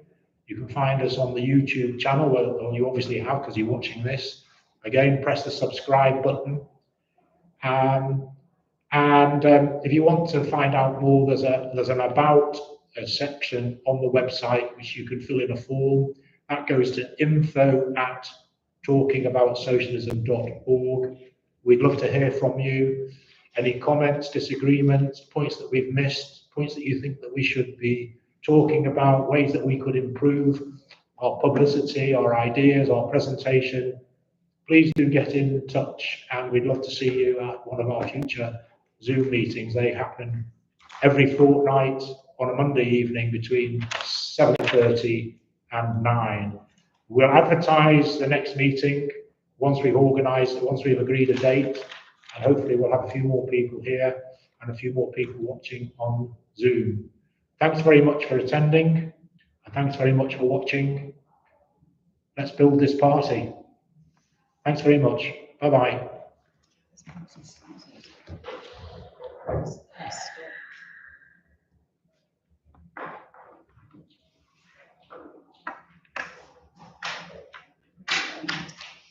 Just let us know when you turn it all off, so we don't start shouting at each other.